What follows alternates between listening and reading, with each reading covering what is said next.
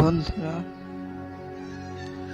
আজ আমি আপনাদের শোনাবো হরর স্টোরি। তো ঘটনা শুরু করার আগে আমার চ্যানেলটিকে অবশ্যই সাবস্ক্রাইব করে পাশে থেকে বেল আইকনটি প্রেস করে দিন। তো আমি ঘটনায় চলে যাচ্ছি। মাঝরাতের কল। সেদিন রাত্রে শহরের প্রায় বাইরে বহু দূরের একটা কল সেরে একাই ফিরছিলাম। একে দারুণ শীত। এবছর তার উপর তার অনেক হওয়ার ঠান্ডা অত্যন্ত বেশি পড়েছিল। পুরো গোটা কত গরমের জামা থাকা সত্ত্বেও সব ভেদ করে মনে হচ্ছিল ঠান্ডা হাওয়া আমার পাজরার ভিতরে গিয়ে ঢুকছে। আমি আসছিলাম আমার পুরনো মোটরে। এ মোটর আমি আজ 10 বছর ধরে একাই চালিয়ে ফিরছি, কিন্তু এখন মনে হচ্ছিল সঙ্গে একজন সুপার ধরে একাই চালিয়ে ফিরছি, কিন্তু এখন মনে হচ্ছিল সঙ্গে একজন সুপার থাকলেই বুঝি ভালো হতো। এই দারুণ শীতে স্টিয়ারিং হুইল ধরে সমস্ত হাওয়ার ঝাপটা সহ্য করার চেয়ে কষ্ট আর কিছু নেই। আমাদের শহরটি অত্যন্ত ছড়ান বড় বড় কয়েকটি রাস্তাকে আশ্রয় করে চার ধারে অনেক দূর পর্যন্ত সে বিস্তৃত হয়ে আছে, কিন্তু জমাট বাঁধেনি। অনেক সময় এক প্রান্ত থেকে আরেক প্রান্তের মধ্যে একটি নির্জন রাস্তা ছাড়ার কোনো যোগ নেই। সে রাস্তা দিয়ে আসছিলাম, সেটি অত্যন্ত নির্জন। দুধারে মাঝে মাঝে হর্তুকি বা মহুয়া গাছ, আর রাস্তার দুধারে শুধু শূন্য অসমতল মাঠ। তার ভেতর বাড়িঘর নেই বলতেই হয়। কে বাড়ি করবে এই নির্জন জায়গায়? অন্ধকারে অবশ্যই এসব কিছুই দেখা যাচ্ছিল না। আমার মোটরের মিটমিটে আলোর সামনেই পথের খানিকটা দেখা যাচ্ছিল মাত্র। যেতে যেতে মনে হচ্ছিল অন্ধকারের সমুদ্রেই যেন আমার মোটরের আলোয় কেটে চলেছি। কোনো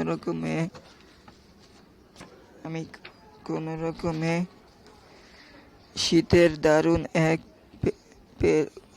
কষ্ট পেলেও বেশ নিশ্চিন্ত মনেই চলছিলাম। আমার কারটি পুরান হলেও মজবুত।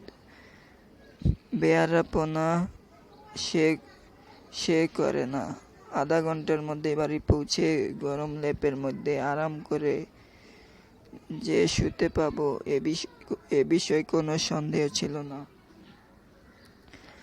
অন্ধকার রাস্তায় নিস্তব্ধতা উপর শব্দের ঢেউ তুলে আমার মোটর চলতে দ্রুত গতিতে।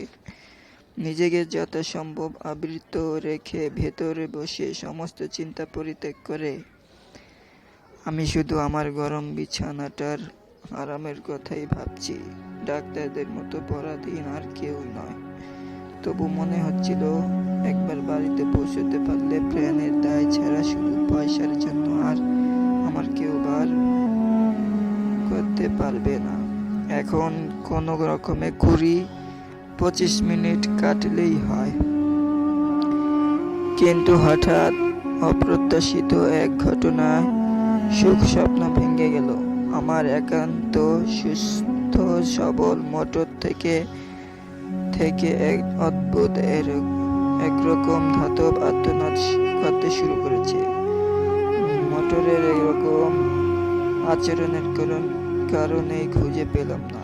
আজ দুপুরেই আমার মোটরের ভালো রকম সেবা শুশ্রূষা হয়ে গেছে। কোন রকম রোগের আভাস তার ভেতর তখন ছিল না। হঠাৎ তার এরকম আশয় বিস্ময়ের কারণ তবে কি?